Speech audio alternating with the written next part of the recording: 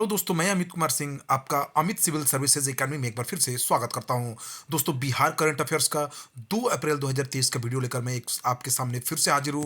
दोस्तों मेरे चैनल पर डेली बिहार करंट अफेयर्स, राष्ट्रीय तथा अंतर्राष्ट्रीय करंट अफेयर्स शामिल डेली आता है। आप देखिए दोस्तों, अगर जो मेरे चैनल के सब्सक्राइबर हैं वो मेरे चैनल से जरूर संतुष्ट होंगे, मुझे आशा है, क्योंकि मैं बहुत इंपॉर्टेंट करंट अफेयर्स आपको बिहार का, चाहे नेशनल हो चाहे इंटरनेशनल हो, सभी करंट अफेयर्स का लगभग 6 अखबारों का निचोड़ मैं आपके लिए लेकर आता हूं। दोस्तों ऐसा वीडियो आपको यूट्यूब पे कहीं नहीं मिलेगा। आपको आपको इंपॉर्टेंट क्वेश्चन बता के छोड़ दिए जाते हैं, लेकिन दोस्तों मेरे चैनल पर संपूर्ण अध्ययन मिलेगा। अगर आप बीपीएससी में जाते हैं, वहां पे बिहार करंट अफेयर्स हो चाहे नेशनल और इंटरनेशनल करंट अफेयर्स के अगर कोई भी क्वेश्चन पूछेंगे तो उसका जरूर आपको मेरे ही वीडियो से मिलेंगे, अगर आप मेरा डेली ये वीडियो देखते हैं तो दोस्तों देर न करिए, चैनल से जुड़ जाइए और शुरू से लेके अंत तक डेली वीडियो जरूर देखिए, स्किप ना करें। दोस्तों बहुत ही फायदेमंद वीडियो है, एक एक चीज आपको इसमें बताया जाता है डिटेल्ड एक्सप्लेनेशन के साथ। ऐसा वीडियो आपको नहीं मिलेगा। तो चलते हैं आज के पहले क्वेश्चन की तरफ। बिहार सरकार ने किसे राज्य नायिका पुरस्कार 2023 के लिए चुना है? तो दोस्तों देखिए, बबीता कुमारी, जिनको हाल ही में जो है राष्ट्रपति पुरस्कार से स्वच्छता के लिए सम्मानित किया गया था। दोस्तों ये कचरा निष्पादन व स्वच्छता क्षेत्र में बेहतर कार्य करने के लिए बबीता कुमारी, जो राष्ट्रपति के हाथों सम्मानित हुई थी, मुजफ्फरपुर के सकरा के बिशनपुर बघनगरी की मुखिया है बबीता कुमारी। ठीक है, इनका चयन राज्य नायिका पुरस्कार 2023 के लिए किया गया है। ठीक है, 1 अप्रैल 2023 को पटना के विकास आयुक्त अरुण कुमार सिंह ने इन्हें पुरस्कृत किया है। ठीक है, जीविका की डीपीएम अनीसा तथा मुसहरी प्रखंड के नरौली की सेविका सत्य प्रभा को भी बेहतर कार्य के लिए सम्मानित किया गया है। स्वच्छता अभियान में उत्कृष्ट कार्य हेतु महिला एवं बाल विकास निगम की ओर से आयोजित एक कार्यक्रम में इन्हें सम्मानित किया गया है। तो याद रखिए कौन है, बबीता कुमारी को राज्य नायिका पुरस्कार से सम्मानित किया गया है। ठीक है, बिहार जननी बाल सुरक्षा योजना के तहत बिहार सरकार प्रसव के बाद जो महिला है और उसके बच्चे की देखभाल के लिए कितनी आर्थिक सहायता देती है महिलाओं को? तो देखिए दोस्तों, 6,000 रुपए की राशि जो है बिहार जननी बाल सुरक्षा योजना के तहत प्रसव के बाद महिला को दी जाती है। इस योजना का उद्देश्य मां तथा नवजात की मूलभूत सुविधाएं जैसे दवाई तथा खाना जैसी आवश्यकताओं को पूरा करना है। योजना के क्रियान्वयन के लिए आशा कार्यकर्ता महिलाओं की सूची तैयार करती है। बीपीएससी बिहार लोक सेवा आयोग के 75वें स्थापना दिवस पर सीएम नीतीश ने कुछ घोषणाएं की हैं। उन्होंने कहा है, उन्होंने बिहार के मुख्य सचिव अमीर सुबहानी को बिहार लोक सेवा आयोग में सदस्यों की संख्या 6 है, लेकिन अभी उन पदों पर मात्र 3 ही लोग हैं। नीतीश कुमार ने कहा कि बिहार बीपीएससी जो है बहुत बड़े पैमाने पर बहालियां करने वाला है, तो सदस्यों की संख्या अपूर्ण नहीं होनी चाहिए। ठीक है, बिहार लोक सेवा आयोग में कुल सदस्यों की संख्या 6 है, जिसमें से 3 पद रिक्त हैं। 2023 में बीपीएससी 45,000 से अधिक पदों पर बहाली करेगा। बीपीएससी की स्थापना 1 अप्रैल 1949 को हुई थी। बीपीएससी के चेयरमैन श्री अतुल प्रसाद हैं। बिहार में वर्तमान में कितने हेल्थ एंड वेलनेस सेंटर चल रहे हैं? तो देखिए दोस्तों, राज्य के 10,256 हेल्थ एंड वेलनेस सेंटर को एक समान बनाने की घोषणा की है। तो राज्य में 10,256 हेल्थ एंड वेलनेस सेंटर चल रहे हैं। इनमें रंगाई पुताई और इनमें जितनी भी सुविधाएं होगी, सारे 10,256 हेल्थ एंड वेलनेस सेंटर में एक ही तरह की जो है सुविधाएं दी जाएगी। सभी हेल्थ एंड वेलनेस सेंटरों पर कम्युनिटी हेल्थ ऑफिसर की बहाली की जाएगी। हर एक हेल्थ एंड वेलनेस सेंटर पर हर्बल गार्डन विकसित किया जाएगा। हेल्थ एंड वेलनेस सेंटरों पर हर महीने स्वास्थ्य मेलों का भी आयोजन किया जा रहा है। बिहार के स्वास्थ्य मंत्री तेजस्वी यादव हैं। किस देश में 3 अप्रैल को बिहार दिवस मनाया जाएगा? देखिए दोस्तों, 22 मार्च बिहार दिवस मनाया जाता है हमारे बिहार में। ठीक है, लेकिन अभी भी पूरे विदेशों में भी बिहार दिवस की धूम मची है और बिहार दिवस अभी भी मनाया जा रहा है। 3 अप्रैल को जापान में जो है बिहार दिवस मनाया जाएगा, बियाडा तथा पर्यटन विभाग के सहयोग से। ठीक है, बिहार दिवस 22 मार्च को मनाया जाता है। 2023 की थीम युवा शक्ति बिहार की प्रगति है। 111वां बिहार दिवस जो 2023 में मनाया गया, वो एक 111वां बिहार दिवस था। देखिए, जापान की राजधानी टोक्यो है, प्रधानमंत्री वहां के फूमियो किशिदा है, राजा और शासक नारुहितो हैं। जापान 6,852 द्वीपों का एक द्वीप समूह है। होन्शु जापान का सबसे बड़ा द्वीप है और शिकोकू जापान का सबसे छोटा द्वीप है। जापान के 5 प्रमुख द्वीप है: होक्काइडो, होन्शु, क्यूशो, शिकोकू और ओकिनावा। वित्त मंत्री विजय कुमार चौधरी के अनुसार पहली बार वित्त वर्ष 2022-23 में आवंटित बजट 2,37,691 करोड़ में से कितना प्रतिशत राशि खर्च हुआ है? तो दोस्तों लगभग 99% राशि राशि जो है 2022-23 में खर्च कर दी गई है। तो ये एक बहुत बड़ी उपलब्धि है कि इतना आवंटित बजट का 99% जो है योजना मद चाहे बिहार सरकार ने खर्च किए हैं। ठीक है। वित्त मंत्री ने बताया कि 2,37,691 करोड़ रुपए के खर्च में केंद्रीय मद के रूप में केवल 21,828 मात्र 9.1% राशि ही केंद्र सरकार ने दिया है। तो केंद्र सरकार का आवंटन जो है बिहार के प्रति घटते जा रहा है। वित्तीय वर्ष 2023-24 में बिहार का कुल आवंटित बजट 2,61,885 करोड़ रुपए का है। ठीक है। बिहार का राजकोषीय घाटा 2.98% रहा है 2022-23 के दौरान। बिहार का आर्थिक विकास दर 2023-24 में 15.24% रहने का अनुमान लगाया है। वित्त मंत्री विजय कुमार चौधरी ने बिहार का आर्थिक विकास दर 2022-23 में 10.34% रहा है और 2021-22 में 10.98% रहा है। तो दिन पर दिन बिहार की विकास दर बढ़ ही रही है। बिहार की अर्थव्यवस्था आकार के आधार पर पूरे भारत में 14वें स्थान पर है। ठीक है। बिहार के बक्सर से लेकर भागलपुर तक गंगा नदी में लुप्त मछलियों की आबादी बढ़ाने के लिए किन प्रजातियों के मछलियों की ब्रीडिंग कराई जाएगी? तो देसी रोहू, कतला और हिल्सा मछलियों की जो ब्रीडिंग है वो बक्सर के गंगा मैदान से लेकर भागलपुर तक के गंगा नदी पर कराई जाएगी। प्रधानमंत्री मत्स्य योजना के तहत रिवर रैचिंग कार्यक्रम में बिहार को शामिल किया गया है। इसके तहत देसी रोहू, कतला तथा हिल्सा की ब्रीडिंग कराई जा रही है। 2022-23 वित्तीय वर्ष के दौरान मनरेगा के तहत सबसे अधिक मानव दिवस सृजित करने में कौन सा राज्य प्रथम आया है? तो देखिए दोस्तों, बिहार ने 2022-23 में 28% बढ़ोतरी के साथ मनरेगा में 23 करोड़ 11 लाख मानव दिवस सृजित करने का कीर्तिमान बनाया है। मनरेगा मनरेगा आयुक्त राहुल कुमार ने इसकी जानकारी दी है। 13.41% मानव दिवस का सृजन SC ST के मजदूरों को मिला है। मनरेगा 2019 में नरेगा का नाम बदलकर मनरेगा कर दिया गया। मनरेगा जो है महात्मा गांधी राष्ट्रीय रोजगार गारंटी अधिनियम है। 2 जनवरी 2006 को नरेगा की शुरुआत आंध्र प्रदेश के अनंतपुर में डॉक्टर PM मनमोहन सिंह ने की थी। ठीक है। मनरेगा का उद्देश्य एक वित्तीय वर्ष में कम से कम 100 दिनों तक गारंटी युक्त मजदूरी रोजगार प्रदान करके ग्रामीण क्षेत्रों में आजीविका सुरक्षा को बढ़ाना है। हाल ही में रिपोर्ट के अनुसार हर घर नल का जल योजना के तहत 2023 तक हाल ही में रिपोर्ट के अनुसार हर घर नल का जल योजना के तहत 2023 तक बिहार के कितने परिवारों तक नियमित शुद्ध पानी नल से पहुंचाया जा रहा है? तो देखिए दोस्तों, हाल ही में आई रिपोर्ट के अनुसार बिहार के 99% परिवारों के पास नल के माध्यम से शुद्ध जल उपलब्ध कराया जा रहा है। लगभग 1.63 करोड़ परिवार इससे लाभान्वित हो रहे हैं। लगभग बिहार के 1.63 परिवारों को नल जल योजना के तहत शुद्ध जल मिल रहा है। केंद्र सरकार की रिपोर्ट के मुताबिक बिहार 23 राज्यों से बहुत आगे है। 23 राज्यों को इसने पीछे छोड़ दिया है। बिहार में नल जल योजना की शुरुआत सितंबर 2016 में हुई थी। ठीक है। बिहार के किस वन्य जीव अभयारण्य को टाइगर रिजर्व घोषित करने की योजना बन रही है? तो देखिए दोस्तों, कैमूर वन्य जीव अभयारण्य को हाल ही में टाइगर रिजर्व घोषित करने की योजना पर काम किया जा रहा है। बिहार में वर्तमान में 1 राष्ट्रीय उद्यान, 8 वन्य जीव अभयारण्य एवं 5 पक्षी अभयारण्य है। वाल्मीकि राष्ट्रीय उद्यान पश्चिमी चंपारण बेतिया में 1991 में प्रोजेक्ट टाइगर के अंतर्गत शामिल किया गया था। भीम बांध वन्य जीव अभयारण्य मुंगेर में है। 1976 में इसको बनाया गया था। बरेला झील सलीम अली जुब्बा साहनी वन्य जीव अभयारण्य वैशाली में 1997 में बनाया गया था। कैमूर वन्य जीव अभयारण्य कैमूर में है। 1979 में बनाया गया था। विक्रमशिला गांगे डॉल्फिन अभयारण्य भागलपुर में 1990-91 में बनाया गया।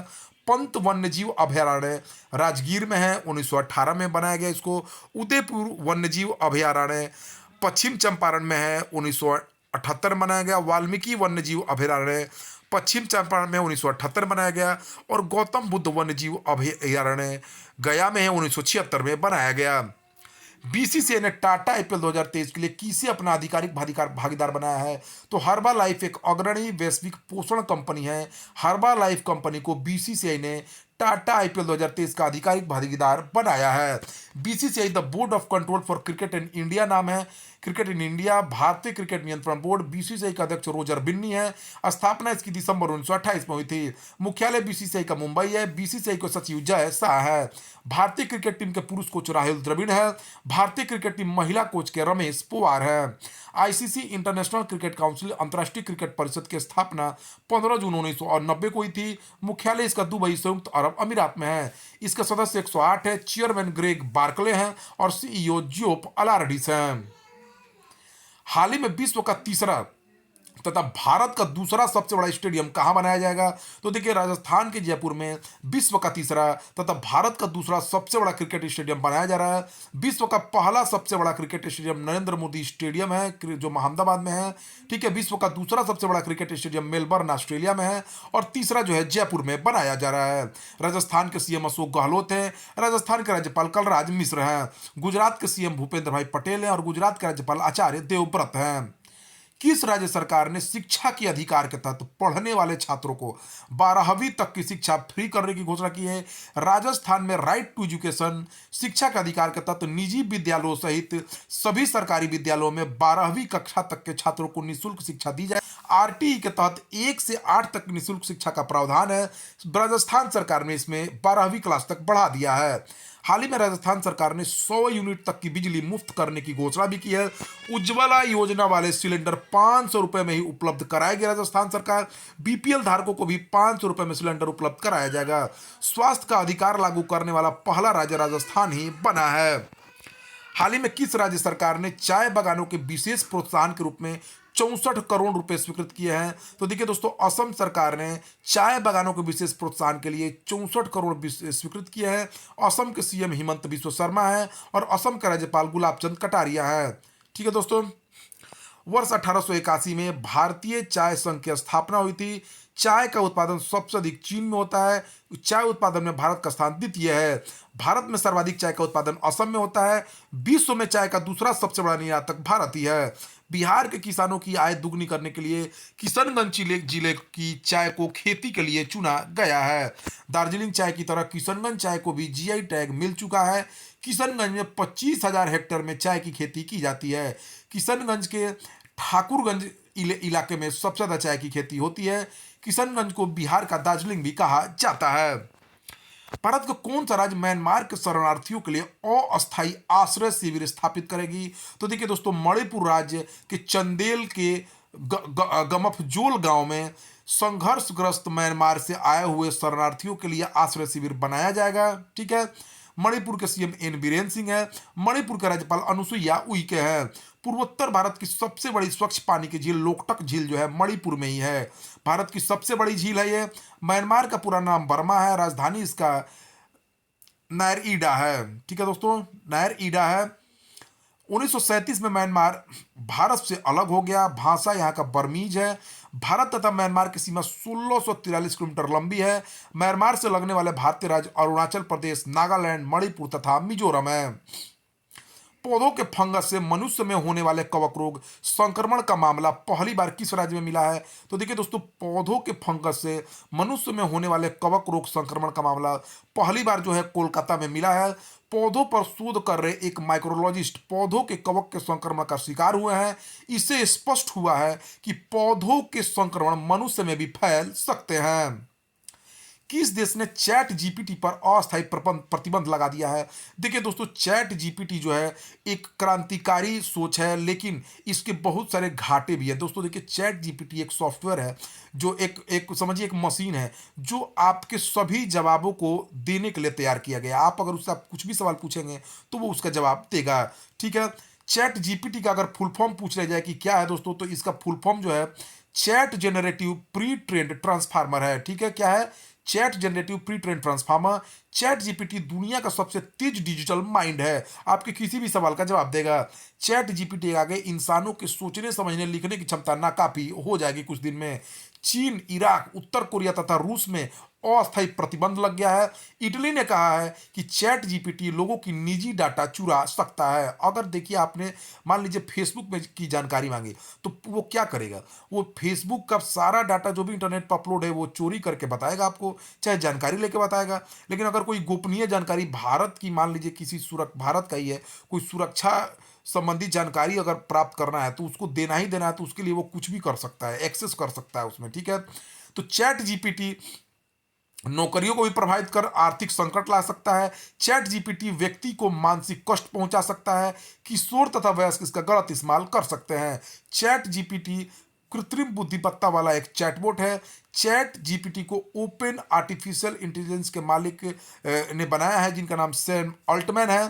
2023 में उन्होंने लॉन्च किया था। चैट जीपीटी आपके द्वारा पूछे गए सवालों का जवाब दे सकता है। चैट बोट आपके साथ टेक्स्ट फॉर्मेट में भी बात कर सकता है।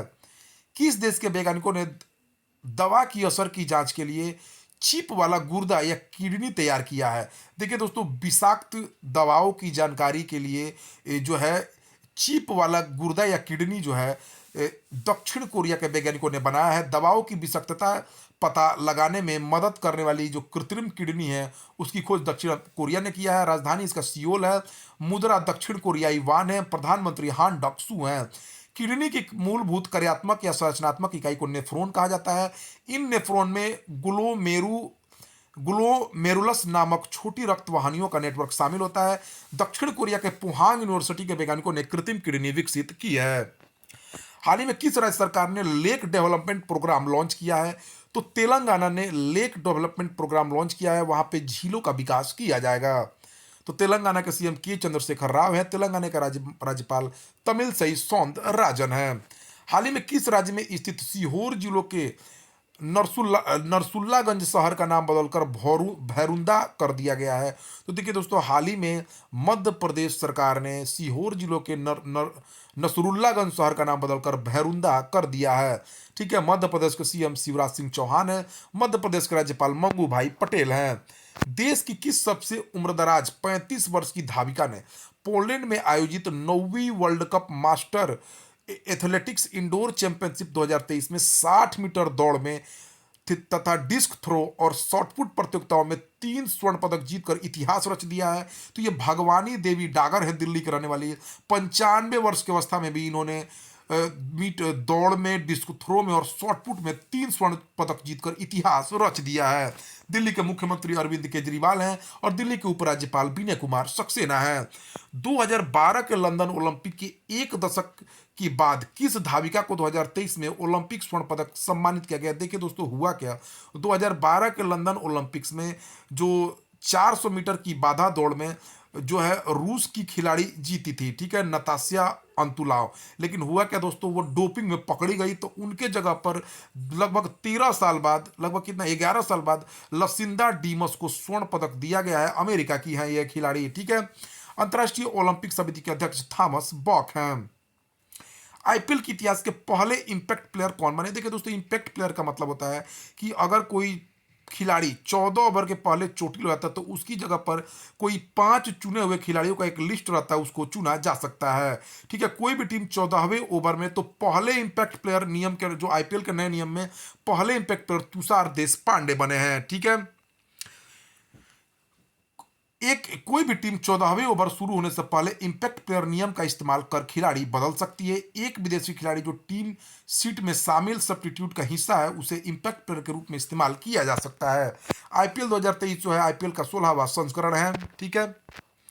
2 अप्रैल 2023 को 88 वर्ष की उम्र में सलीम दुरानी का निधन हो गया। वो पेशे से क्या थे? देखिए दोस्तों, ये टीम इंडिया के ऑलराउंडर है। इनके बारे में कहा जाता है कि ये दर्शकों की मांग पर चौके छक्के लगाते थे। क्रिकेटर दुरानी का 88 वर्ष की अवस्था में निधन हो गया है। इनका अफगानिस्तान के काबुल में 1934 में जन्म हुआ था।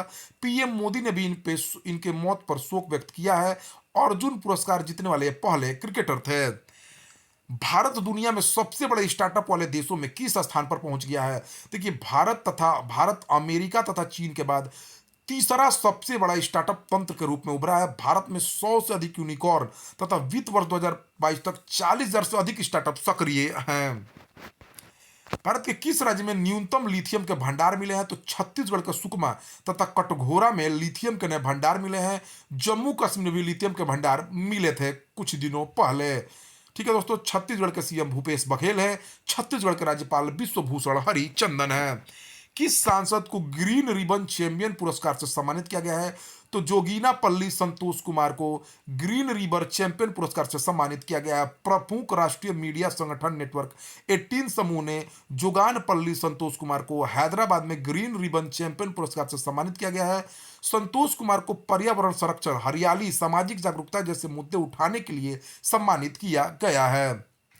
अमेरिकी सीनेट ने प्रबंध एवं संसाधन विदेश उपमंत्री पद के लिए किस भारतवंशी को नामित किया है? तो अमेरिकी सीनेट ने प्रबंधन एवं संसाधन विदेश उपमंत्री के रूप में भारतवंशी रिचर्ड वर्मा को नामित किया है। रिचर्ड वर्मा भारत में अमेरिका राजदूत भी रह चुके हैं। भारत में अमेरिकी राजदूत वर्तमान में मास्टर कार्ड में मुख्य विधि अधिकारी तथा वैश्विक सार्वजनिक नीति के प्रमुख हैं। आसियान क्षेत्र का कौन सा पहला देश बना है जो भारत के साथ भारतीय रुपए में द्विपक्षीय कारोबार करेगा? देखिए दोस्तों, अब भारत और मलेशिया डॉलर के बजाय रुपए में कारोबार करेंगे, तो ये भारत के लिए एक बहुत बड़ी उपलब्धि है दोस्तों। देखिए, भारत के साथ 18 देशों के 60 बैंकों ने रुपए में कारोबार करने पर सहमति बनाई है। ये भारत की जो रुपए की साख है वो विदेशों में बढ़ रही है। इस संदर्भ में क्वालालंपुरम में स्थित India international bank of Malaysia को भारत के सरकारी bank union bank of India के साथ वोस्ट्रो खाता खोलने की अनुमति आरबीआई से मिली है। ठीक है, इस 18 देश कौन कौन से ये जान लीजिए। Botswana, Fiji, Guyana, Germany, Israel, Kenya, Malaysia, Mauritius, Myanmar, New Zealand, Oman, रूस, Seychelles, Singapore, Sri Lanka, Tanzania, Uganda और ब्रिटेन जो है भारत के साथ रुपए में व्यापार करने के लिए सहमत हुए हैं। मलेशिया की राजधानी कुआलालंपुरम है। प्रधानमंत्री यहाँ के अनवर इब्राहिम है। भाषा यहाँ की मलय है। कुल आबादी का 63.5% मलेशिया का इस्लाम धर्म को मानता है। किस देश में पहली बार हिंदूफोबिया के खिलाफ प्रस्ताव पास किया गया? देखिए दोस्तों, हिंदू कट्टरता के खिलाफ, हिंदू विरोधी कट्टरता के खिलाफ अमेरिका की एक राज्य जॉर्जिया के असेंबली में एक प्रस्ताव पास किया गया है हिंदूफोबिया के विरुद्ध। ठीक है, जॉर्जिया इस तरह का कदम उठाने वाला अमेरिका का पहला राज्य बना है। प्रस्ताव में कहा गया है कि हिंदू धर्म विश्व के सबसे बड़े तथा पुराने धर्मों में से एक है। पूरी दुनिया के 100 देशों में 1.2 अरब हिंदू अनुयायी हैं और बहुत सारे हिंदू लोग अमेरिका और अन्य देशों की अर्थव्यवस्थाओं को बढ़ाने में लगे हुए हैं। तो हिंदू एक बहुत जो है भारत की एक धर्म है और उसको बदनाम नहीं करना चाहिए। आसियान देशों पर किस देश को प्रभुत्व बहुत तेजी से बिकते कि एशियन कंट्रीज और आसियान देश जो है उनमें चीन का प्रभुत्व बहुत ज्यादा है अभी भी, लेकिन धीरे धीरे चीन के प्रभाव को खत्म करके भारत जो है अपना प्रभाव इन देशों पर बना रहा है। देखिए दोस्तों, जब से चीन और अमेरिका में एक दूसरे को जासूसी अभियान चला रहे हैं, कभी चीन अमेरिका की जासूसी कर रहा है, कभी अमेरिका चीन की जासूसी कर रहा है, तो जो आसियान देश है वो जो है चीन पर निर्भरता करना छोड़ रहे हैं।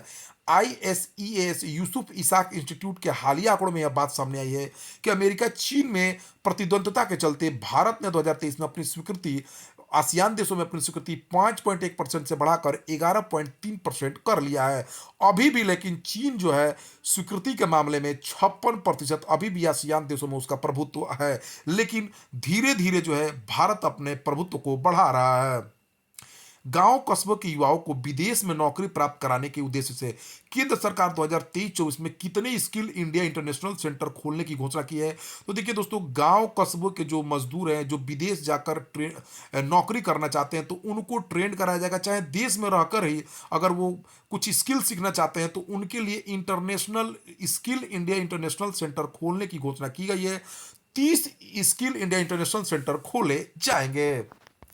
मार्च 2023 में भारत की बेरोजगारी दर कितनी हो गई है? देखिए दोस्तों, मार्च 2023 में भारत की बेरोजगारी दर 3 महीने के उच्च स्तर पर पहुंचकर 7.8% हो गई है। Centre for monitoring India economy के आंकड़े के अनुसार भारत में बेरोजगारी दर 7.8% है। सबसे ज्यादा बेरोजगारी दर हरियाणा में है 26.8%, बिहार में बेरोजगारी दर 17.6% है। सबसे कम बेरोजगारी दर 0.8% उत्तराखंड तथा छत्तीसगढ़ में है। स्कॉटलैंड के बने नए किस पीएम ने यूनाइटेड किंगडम से आजादी तथा अलग होने की योजना बनाई है? तो देखिए दोस्तों, स्कॉटलैंड के पाकिस्तानी मूल के नए पीएम बने हैं, उनका नए पीएम हजमा यूसुफ बने हैं, जिसके कारण यूनाइटेड किंगडम के सबसे बड़े राज्य ब्रिटेन तथा स्कॉटलैंड के बीच ठन गई है, दोनों के बीच ठन गई है। अब यूनाइटेड किंगडम के ब्रिटेन जो देश है उसका जो प्रमुख है वो एक भारतवंशी ऋषि सुनक है, और उसी यूनाइटेड किंगडम का एक और देश जो स्कॉटलैंड है उसके प्रमुख जो बन गए हैं वो बने हैं हजमा यूसुफ जो पाकिस्तान मूल के हैं। तो दोनों स्कॉटलैंड को अलग करने के नाम पर यह चुनाव जीते हैं। तो यूनाइटेड किंगडम में 4 देश हैं, Britain PM Rishi Sunak, Scotland हजमा यूसुफ फर्स्ट मिनिस्टर बने हैं, वेल्स के मार्क ट्रेडफर्ड है, और उत्तरी आयरलैंड के गैरी मिडिल्टन और डेकलेन की किरिएनी है। ठीक है। स्कॉटलैंड के पाकिस्तानी मूल के फर्स्ट मिनिस्टर हजमा यूसुफ तथा भारतवंशी ब्रिटिश प्रधानमंत्री ऋषि सुनक में स्कॉटलैंड की आज़ादी के विषय पर घमासान मचा हुआ है। हजमा यूसुफ स्कॉटलैंड की आज़ादी की मांग पर ही चुनाव जीते हैं। ऋषि सुनक विभाजन के खिलाफ हैं। ब्रिटिश द्वीप समूह में शामिल एक और देश आयरलैंड था जो अब पृथक देश बन गया। यहाँ के भी प्रधानमंत्री भारतीय मूल के लियो वराडकर हैं। किस राज्य सरकार ने परिवार चिकित्सक योजना की शुरुआत की है? तो देखिए, आंध्र प्रदेश सरकार ने घरों तक चिकित्सा सेवाएं पहुंचाने के लिए परिवार चिकित्सक योजना शुरू की है। आंध्र प्रदेश के सीएम वाईएस जगनमोहन रेड्डी हैं। आंध्र प्रदेश के राज्यपाल एस अब्दुल नजीर हैं। किस देश ने बाढ़ को रोकने के लिए जमीन के अंदर सुरंग तथा टनल बनाई है? तो जापान ने बाढ़ से निपटने के लिए जमीन के अंदर 42 मीटर तक भूमिगत सुरंगें बनाकर अस्थायी तौर पर बारिश के पानी को इकट्ठा शुरू किया है। किस देश में महिलाओं को हिजाब न पहनने पर मुकदमा दायर करके जेल भेजा जाएगा? तो दोस्तों ये ईरान है। ईरान ने दोस्तों यह कहा है कि अगर वहां की महिलाएं हिजाब नहीं पहनेगी तो उन पर कानूनी कार्रवाई की जाएगी, मुकदमा दायर किया जाएगा। ईरान की राजधानी तेहरान है। भाषा यहाँ की फारसी है। सुप्रीम लीडर अली खामेनेई है। महाराष्ट्र राज्य हिंदी साहित्य अकादमी द्वारा पत्रकारिता के शीर्ष पुरस्कार बाबूराव विष्णु पराडकर स्वर्ण पुरस्कार से किसे पुरस्कृत किया गया है? तो छत्तीसगढ़ के पत्रकार कृष्ण नागपाल को बाबूराव विष्णु पराडकर पुरस्कार से सम्मानित किया गया है। तो दोस्तों यह रहा आपके लिए 2 अप्रैल 2023 का बहुत बहुत बहुत इंपॉर्टेंट वीडियो। दोस्तों इतना इंपॉर्टेंट वीडियो आपको किसी चैनल पर नहीं मिलने वाला है, तो चैनल को देखते रहिए दोस्तों। Thank you for watching my video, और जो नए हैं जरूर चैनल को सब्सक्राइब कर ले अगर बीपीएससी और बिहार एसएससी में सफलता प्राप्त करना है तो।